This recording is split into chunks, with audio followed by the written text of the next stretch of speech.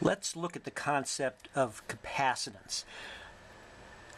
Here we have, say, a conducting object all by itself, and let's come and put a charge on it. So in a static situation, we know the charge will reside on the outer surface, and there will be no tangential electric field on the outer surface, otherwise you would have charge motion. And the electric field therefore emanates out normal from the surface, say something like this. Now let's let V represent the potential of this object. So the potential difference between this object and infinity, or in other words the amount of work it takes to bring 1 coulomb of charge from infinity to this object, is minus the integral of E dot dl from infinity to the object.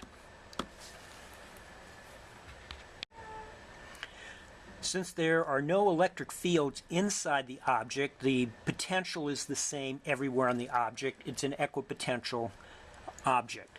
Now, for reference, let's let the voltage at infinity be 0. So the potential of our object is minus the integral from infinity to the object of E dot dl. Okay, and let's assume the amount of charge we currently have on that object is plus Q. Now, let's go and add another plus Q to the object. So we're doubling the charge, and clearly the total electric field is going to be doubled. So we've doubled the charge. If we've doubled the electric field everywhere, we've doubled the voltage. So we see that the ratio of the charge on the object to the potential of the object is going to be a constant. And that constant is called the capacitance. And so it will have units of coulombs per volt, which is designated as a farad in honor of Michael Faraday. Let's determine the capacitance of an isolated sphere of radius A. So the way we do this is we would go and we'll put some charge, Q, on the sphere.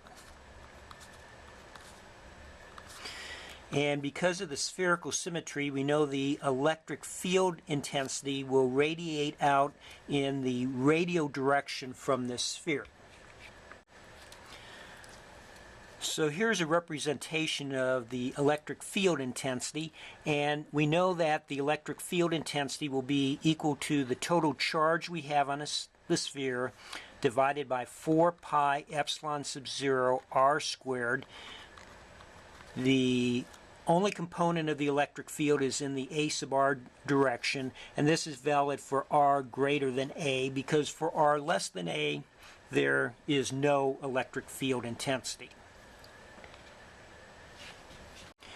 So for this charge Q on our sphere, let's determine the potential of the sphere.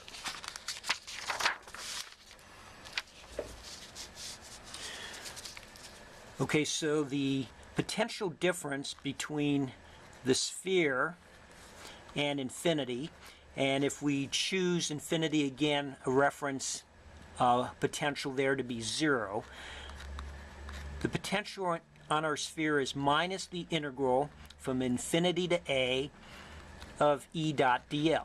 So that's the amount of work it takes to bring 1 coulomb of charge from infinity to our sphere. So let's put in the form of our electric field intensity.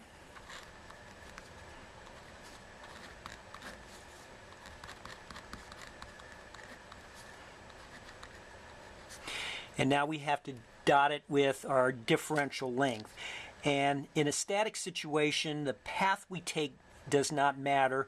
So let's just take a path along a radial direction. So d sub L is going to be d sub r in the a sub r direction. So AR dot AR is 1. Let's factor out Q over 4 pi epsilon sub 0. Those are all constants in this case.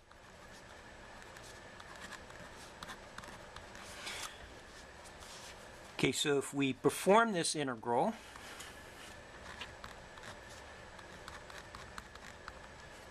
we'll get a minus 1 over R, which we'll evaluate between infinity and A. So the potential of our sphere is Q over 4 pi epsilon sub 0 times A.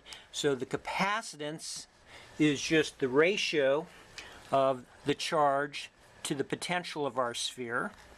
So the capacitance of a sphere is 4 pi epsilon sub 0 times its radius.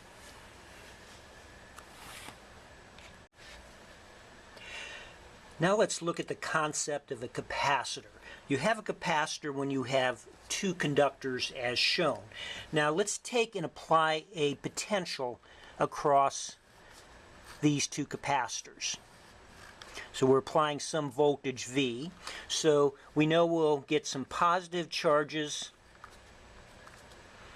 on this object on the left, corresponding negative charges on the object to the right. The electric fields will emanate normally from the object on the left and terminate normally in the object on the right.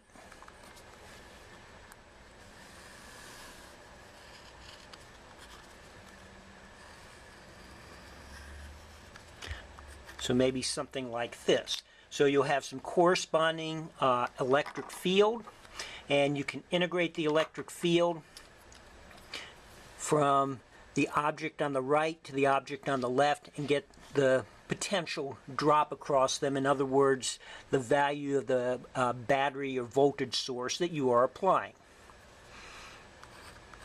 So now let's change the potential. And we change it in such a manner, we increase it so that we double the charge on each object.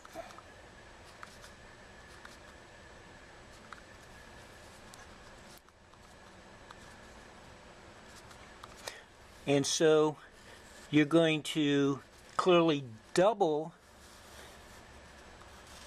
the electric field intensity because you're doubling the number of electric field lines that are emanating from the left-hand object and terminating on the right-hand object. So again, the potential is the integral of minus E dot dl from the object on the right to the object on the left. So doubling the charge doubles the potential. So the capacitance of our capacitor, Q over V, is again going to be a constant. Let's look at the procedure for determining the capacitance of some geometry. And we will look at this simple case of two parallel plates with a dielectric in between. So the spacing of the plates is going to be D. The dielectric will have some dielectric constant epsilon sub r. So the absolute permittivity is epsilon sub r times epsilon sub 0. The dielectric will fill the complete region between the plates, but for illustrative purposes I'm going to leave little gaps between the dielectric and the plates. And so the procedure we're going to go through will be the same if you have, say, different geometries like a coaxial cable or two parallel lines. So what we will do is we're going to put some voltage across the capacitor and thereby get some charge on the two plates. And then from that charge we're going to determine the corresponding the electric field and then relate that electric field to the voltage, and then we'll just take the ratio of the charge to the voltage. I've attached a voltage source such as a battery across our capacitor, resulting in a positive free charge on the plate on the left and a negative free charge on the plate on the right.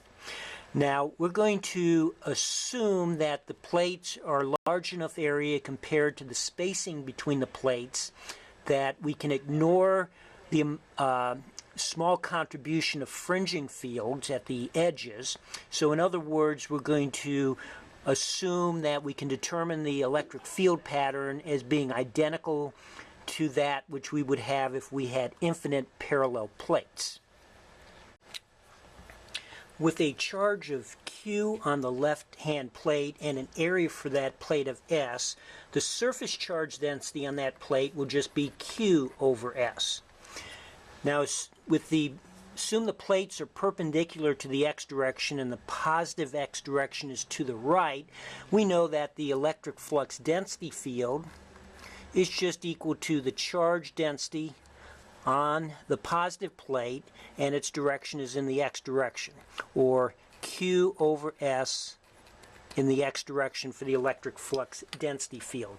Now, the electric field is just the electric flux density field divided by the permittivity of our dielectric. So the electric field intensity will be rho sub S over epsilon sub R, epsilon sub 0 in the x direction, or Q over epsilon sub R, epsilon sub 0 S in the x direction. With the left-hand plate positioned, say, at x equals 0, the right-hand plate is going to be at x equal d. So then the potential drop across the plate, or V,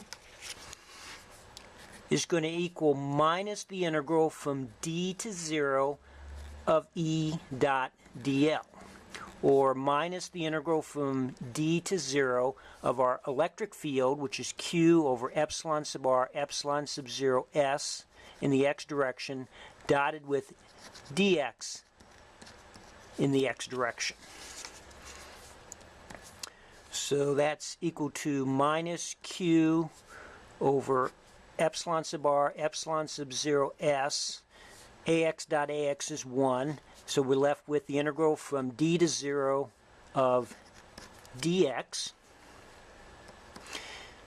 So that will be minus Q over epsilon sub R, epsilon sub 0 S times x evaluated between d and 0, or the potential is Q times d over epsilon sub R, epsilon sub 0 S.